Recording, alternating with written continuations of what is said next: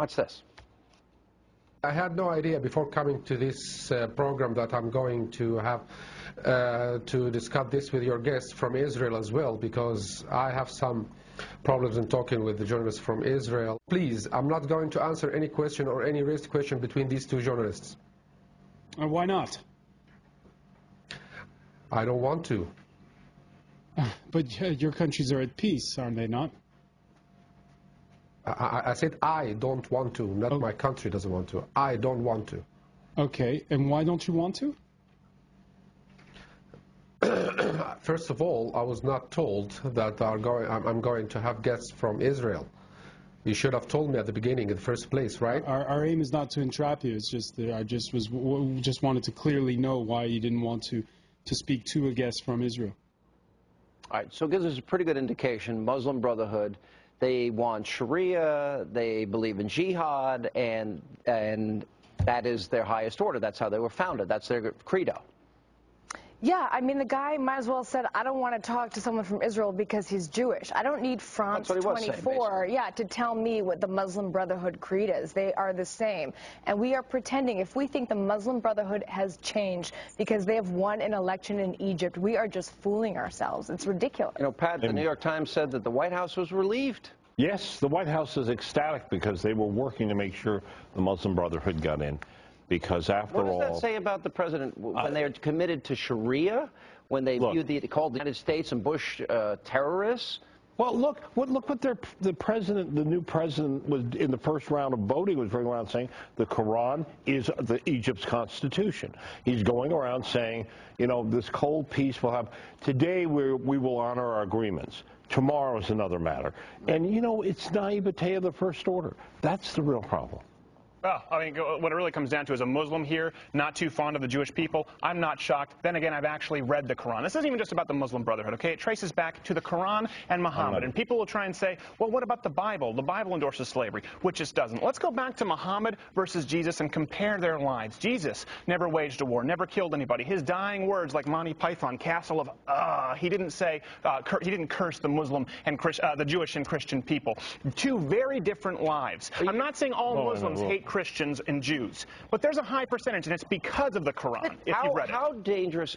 Let's stay with the real problem. Well, that is the real problem. The real problem is the Quran. Okay, and the real problem is our administration not recognizing real imminent threats to our national security. Secretary of State Hillary Clinton said the Muslim Brotherhood is a peaceful party committed to nonviolence. That's ridiculous. Senator Kerry just released a statement saying that we should not prejudice the Muslim Brotherhood. But let me ask you, and they're here in the United hang on, States. this is important for Steve. Yeah. Because people are going to hear you say the problem is the Quran. Yes. You make a distinction between Islam and radical Islam. Those that believe in Sharia, jihad, holy war, infidels. I make distinctions between Muslims who may be peace-loving Muslims. There are Muslims out there who are that way. But when you read the Bible versus the Quran, they're two very different books. And here, don't take my opinion. Open up the Quran, read a few chapters in any direction. If you disagree with me, tweet me at SCrowder, and I'll be sure to tell you I have no idea what you're talking about. But let me ask Pat this question, because this is really important. How did the administration get it so wrong in terms that they thought this was going to be good? Same reason they got Iran, the same reason they think if they keep being nice to Iran, that Iran's going to be nice to them. It's the same problem they have all along, which is wishful thinking. And the problem we have in this country, look, the Muslim Brotherhood operates here in the United States, and they operate against our interests here. Don't they, Brooke? I mean, absolutely. Look at the Council on American Islamic Relations, a Muslim Brotherhood-linked organization with ties to Hamas, an unindicted co-conspirator in a Hamas-funding trial, with a very generous presence on the Hill. And the reason why I'm wearing this T-shirt today is because they're trying to impede. It says the NYPD has my back.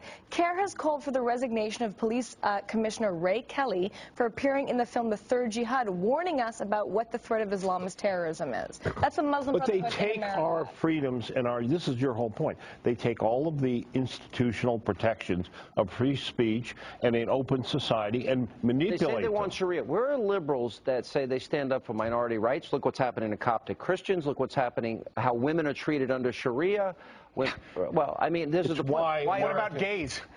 They're murdered. Yeah, exactly. We have to talk about how Republicans hate gay people. What happens to you if you're gay in Egypt or Iran? That's why I don't understand why liberals are so silent on this. Because they want to spin this as a foreign policy victory for the Obama administration. How's it a victory? Because they say, look at all the moderate things that are coming out of the Muslim Brotherhood. They weren't going to run for president. They weren't going to run for president. Remember that? Well, no, we're not going to run for president. Yeah. Now they're president. They were saying prepare for war with Israel at the time of the, quote, Arab Spring. We got to take a break. We'll come back more with our great American panel. Straight ahead. And we continue now with our great American panel. We now have, 14 Democrats, at least, that don't want to be seen with Obama at the convention. They're busy. The convention's in September. Last time I checked, what's today's date? Help me out. Oh, God. Next week's July 4th. Okay. So Democrats AWOL. And here's Claire McCaskill, one of Obama's biggest supporters. She's not going to be able to make it. She's very busy in September. Watch this. Hi, I'm Claire McCaskill. It's time. The election is here, and Missouri is going to be very, very close. Every single vote is needed. You cannot miss this election, and you've got to take your friends. You've got to get involved the next few days. You've got to make sure everyone understands what's at stake. Our economy needs Barack Obama as president. Our families need Barack Obama as president. Please don't miss this election. Too much is at stake. If you will make sure and vote next Tuesday, if you make sure your friends vote and your families vote, you know what's going to happen? We're going to elect a great president, we're going to change America, and we're going to change the world. Thank you. Oh, I'm sorry, that was her in 2008. Oh. Hey, whoa. Come on, that's unfair. You pulled a fast one. Yeah. Just like when you throw that football. Listen, here's the thing here.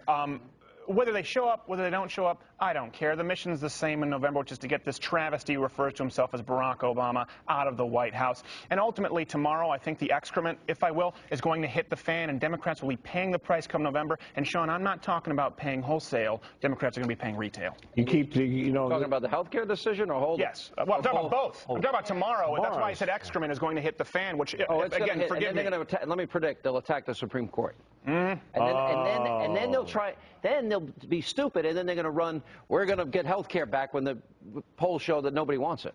No, they're not. They're going to continue what they're doing, which is attacking Romney, and it's having some effect. No, it's not. Yes, it is. And you know what? This overconfidence, and we're just, the Republicans are going to win. Oh, I'm not overconfident. The exact reason. The reason that these people aren't going to conventions is because they shouldn't go, because they're entitled in their tight races. And Claire McCaskill, the last thing she needs to do is be seen in Charlotte surrounded by she doesn't want to be near Obama. But the problem is, she's asked Obama to campaign for her, though. I mean, the fact of the matter is, Missouri, there's now only a 30% approval rating of Obama. She needs to defend her turf. The Democrats have to win 25 seats to take back the House. The Republicans only 4 in the Senate to dominate the Senate. But I think Pat is on to a good point here. I don't want to give you the impression that I think 132 days from now is a lock. You have no idea what you're up against. I'm telling you. That's like a movie trailer line. You have no idea what you're up against.